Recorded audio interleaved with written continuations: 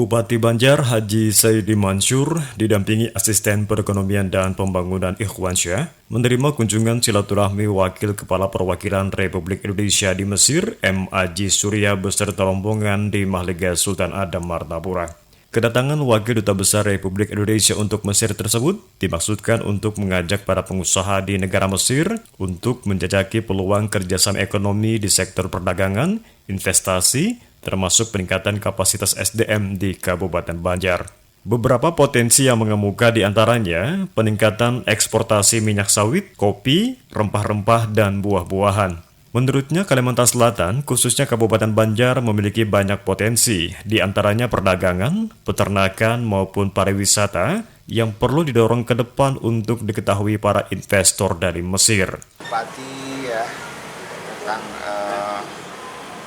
berbagai hal tentang peluang bisnis di Mesir dan juga tantangan-tantangannya yang ternyata kalau kita bicara secara umum itu gampang ya. Tapi ketika kita bicara detail, dari bapak-bapak juga dengar bagaimana kita ada pengusaha yang perlu tanah lebar dan lain sebagainya. Ternyata juga nggak mudah. Yang ada tanahnya tapi ternyata banjir misalnya. Nggak gampang gitu deh. Tapi nggak apa-apa, memang harus begitu. Itu bagian dari proses kata bapak-bapak tadi kan. Sudah kita lakukan, kita menentukan datanya, kemudian kita kerjakan ya. Pokoknya kita punya prinsip tidak menunda sampai besok apa yang kita bisa kerjakan hari ini. Nah, detailnya. Sementara itu, Bupati Banjar Haji Saidi Mansur menyambut baik niat Wakil Duta Besar Republik Indonesia untuk Mesir beserta rombongan pengusaha tersebut, di mana nantinya menjadi peluang untuk ekspor beberapa komoditi unggulan di Kabupaten Banjar. Alhamdulillah beliau datang ke sini bersama investor. Tadi sudah banyak ngobrol, baik itu masalah ekonomi yang ada di Mesir maupun juga di Indonesia.